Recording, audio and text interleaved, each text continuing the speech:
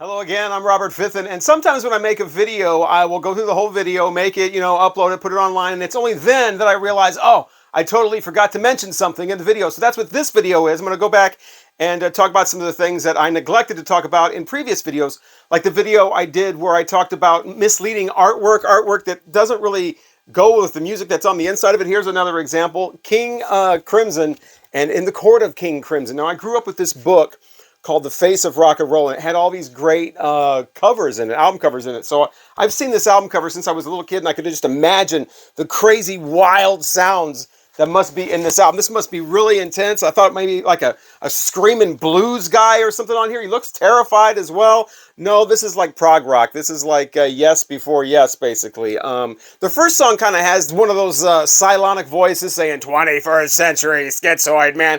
That's about as terrifying as it gets. It's kind of a corny song, but it's okay. I really actually prefer the second side of this more, and the final song on there is probably the great. I mean, this thing is so, this thing has like a guitar solo with an acoustic guitar that's just very, very quiet for quite a while on here. Nothing like the photo here on the front signifies that this album, you may think, would sound like King Crimson, In the Court of King Crimson, kind of. Everybody loves this. I love this album cover. I've loved it, like I said, since I was a little kid and used to imagine what in the world this album could possibly sound like. Here's another misleading cover. It's the American album from The Who, where they compiled a bunch of different things that had been released as singles in the UK and kind of some throwaway stuff. But it's a great album. It makes for a great listen all the way through.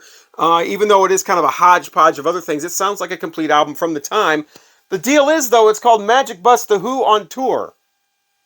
Some nice cover right there as they're on their tour bus, but this is not on tour. Kind of makes it seem like it's going to be a live album, but there's actually no live tracks on here.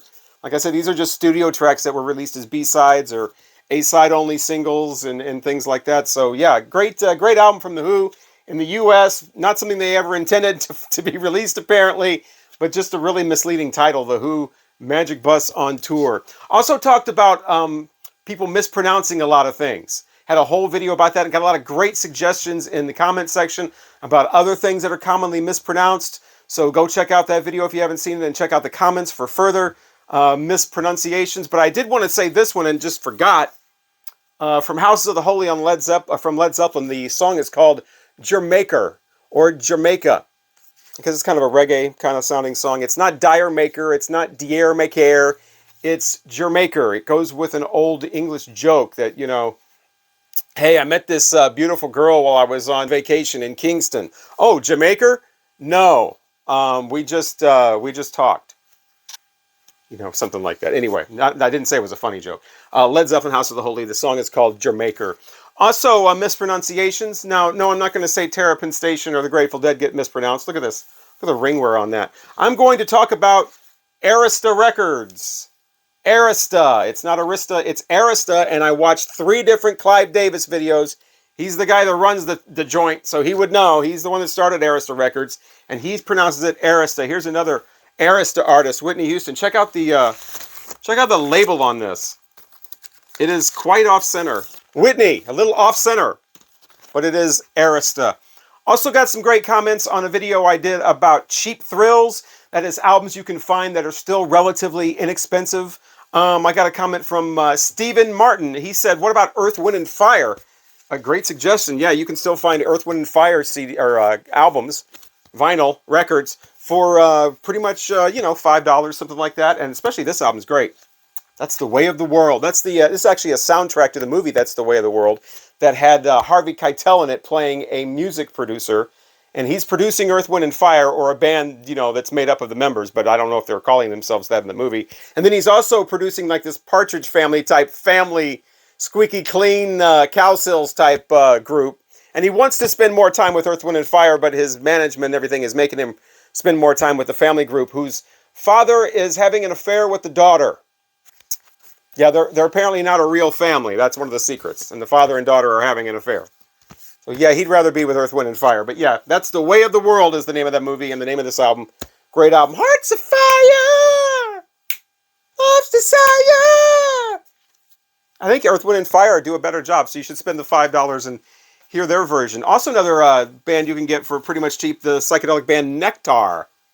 Yeah, Nectar is pretty good, and they're kind of like an introductory band to psychedelic. They're not really way out. So if you know somebody that's trying to like dip their toe in the water of psychedelic rock, Nectar would be a good starter band.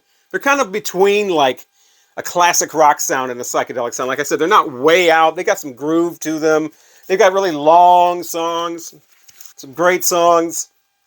But like I said, they've also kind of got a basic classic rock sound as well. So a nice kind of in-between band there. And you can usually get them for just a little bit of money. Now, I also did a video where I pointed out some great YouTube channels with less than 1,000 subscribers, and totally forgot to mention somebody who's right here in my local area, and that is Concert Buddy. He's got a great channel. One thing he does is always interviewing people, so that's really cool, but he's also always taking these road trips to great record shows and record stores, so he takes you with him on the tours of all over the place. I wish I had the time to do all that kind of stuff. Just go off and take a long road trip somewhere just to do some record shopping. So check out his channel, and also check out his podcast. He's got the Vinyl Community Podcast that he's doing too. You can look that up on Podbean or on Apple on iTunes if you want some great podcasts. I'm a part of a couple of those podcasts myself. So Vinyl Community Podcast and Concert Buddy is the channel. So check that out. Another awesome channel. I don't know if he still has under 1,000 subscribers, but he did when I made that video, and I was very remiss in not mentioning him. Another thing I forgot to mention when I was doing my Record Store Day video was, I was talking about how there's not enough psychedelic re-releases of some of the more obscure albums. I wish they would concentrate more on that. And then totally forgot that there is one called Marble Frog that's coming out on Record Store Day. Now, they're not exactly way out psychedelic.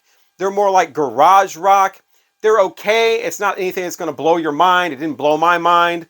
It's probably not even something I'm going to really get, but I did forget to mention them in my Record Store Day video, and they are kind of garage psych. So yeah, Marble Frog is their name, and so yeah, you might want to check that out for Record Store Day as well. I did a video way early on, like my third or fourth video I did with the Vinyl Community videos, and it was my most valuable records according to Discogs. I'm not a big fan of that video because it makes me sound like a bragger, like I'm bragging about all my like expensive records, and if you've seen any of my other videos, you know I'm not really into all that. But at that time, I was really kind of just getting started, and I noticed that a lot of other people were doing that video. So I decided to do the video too, because I wanted to, like, build up my videos, and I thought, hey, this is the way to do it. So I did that video. And I think my top most valuable album at the time was the Alice in Chains self-titled album. I had that pretty much mint condition. I was giving it for free as a promotional item in the 90s. Got little Tool albums on there that are still sealed. Perfect Circle's still sealed. So a lot of, valuable albums that I didn't even really pay for that I got for free from record companies when I was in radio, working rock radio.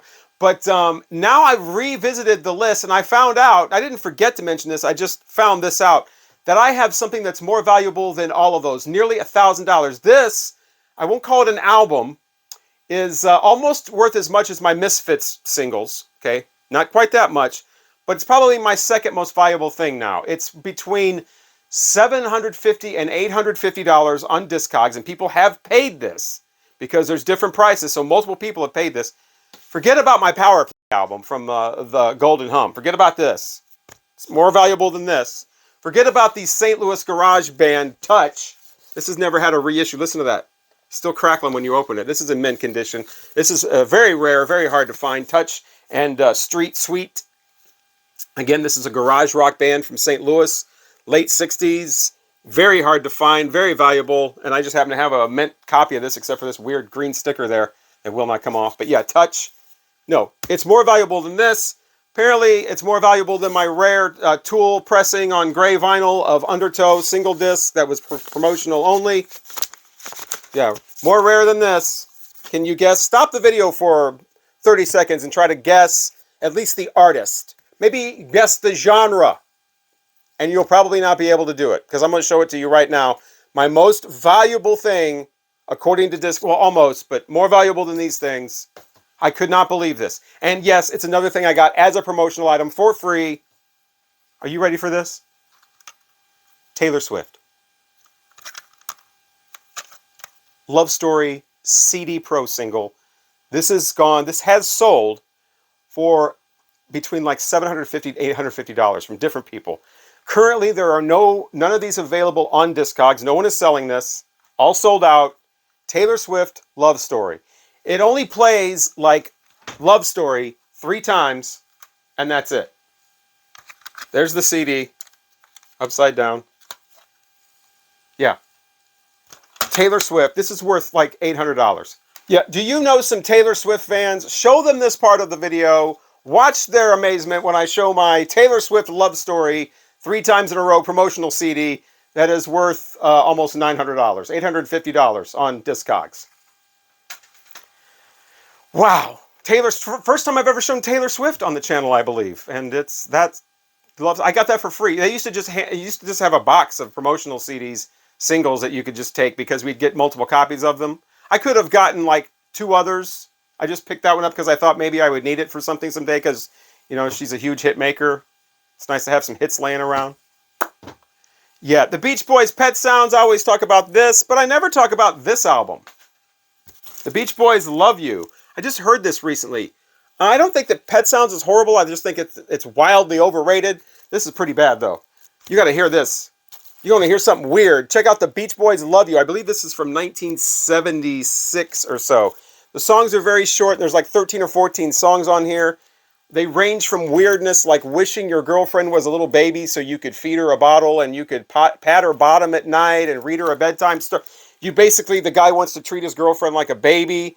There's all kinds of like, you know, girl, I want to have sex with you type songs, but I really don't want to have sex with you. It's just a very, very weird album.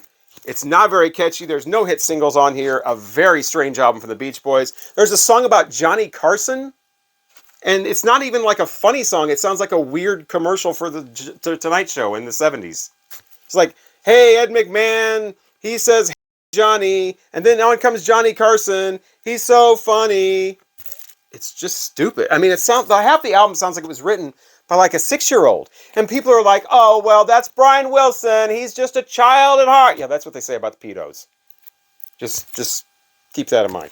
But yeah, this weird science song, again, that sounds like it was written by a 6-year-old. It's the most like reductionist version of like astrology you've ever heard. It's just very, the Beach Boys Love You. I do not love this though. And also in my April Fool's video, I forgot to mention Killer album. Killer. Betty Davis, Nasty Gal. This really is a killer album. No, I love this, man. This is hard funk, man. You got to check this out. At least stream it because it's kind of an expensive album. But yeah, this is man, this is raw and real. And obviously, this is not the actress Betty Davis because, as you can see, it's clearly not her. It's spelled with a Y. So yeah, Betty Davis, Nasty Gal. There's our Betty. But yeah, she's great. And this is a raw funk album. She gets down and dirty and gritty, singing about all kinds of stuff. All 3 of her albums are great. This is, I think, her second one. She was married to Miles Davis for a while. So you know how intense that can be, I'm sure. But yeah, Betty Davis, Nasty Gal, killer album. Love it. I also forgot to mention in my April Fool video that you should have smashed the like button. I got a comment on that. I should have said, don't forget to smash the like button because why click something when you can smash it? All right, that'll do. I'm Robert Fithen. Thank you so much for watching. And yeah, hopefully I won't leave things out of future videos and have to make a follow-up to this one. But thanks again. Thanks to all the great vinyl community video makers that keep making those great videos. And yeah, hopefully I will talk to you again soon. My next video is going to be all about psychedelic rock from 1969. Maybe, unless I think of something else.